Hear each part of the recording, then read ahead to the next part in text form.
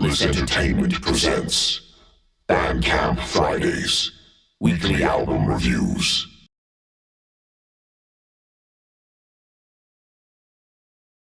Every week I listen to a new album off of a Bandcamp because it's the easiest way to discover new music, especially with streaming platforms.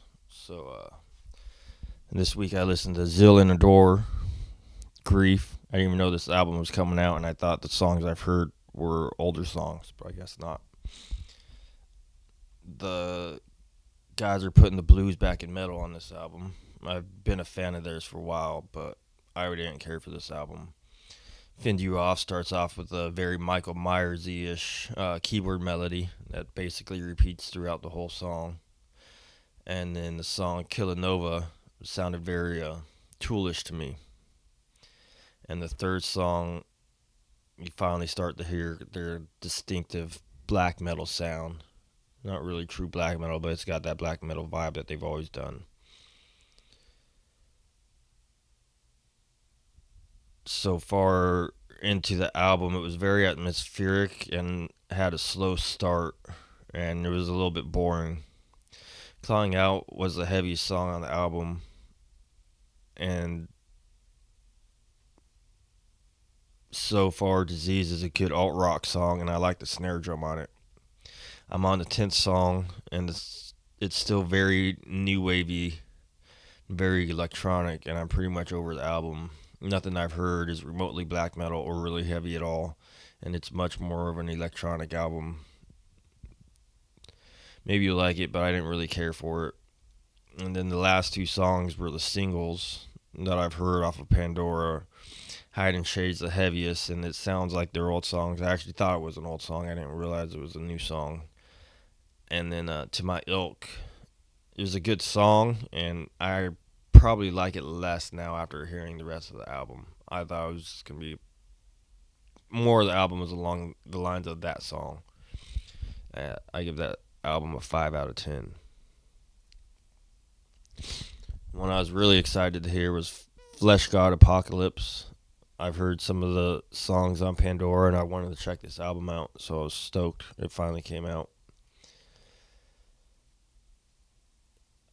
Ode to Art is one of the main singles, and it's a no, I'm sorry, that was the intro. It was the Ode to Art, and it was a very gothic operatic intro, and it had a good build up to it, and I was really hoping it would punch you in the face when the next song came in.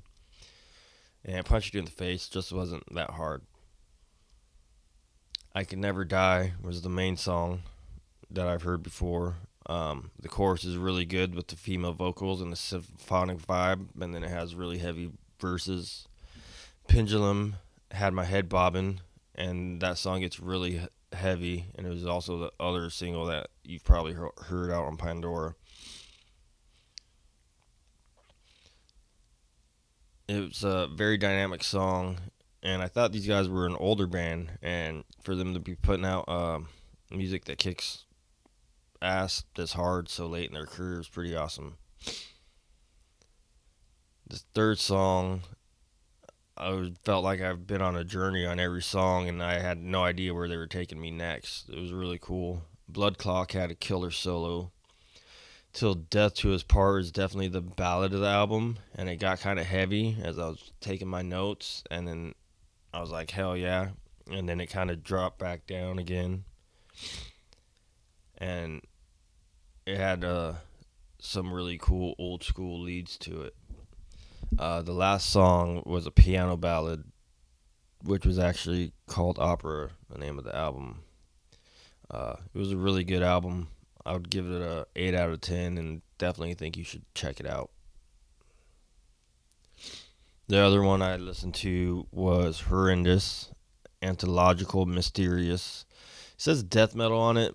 They're a death metal band, but I wouldn't really consider them a death metal band. The second song I can't even pronounce. I can't even write it. I don't know what the fuck it was.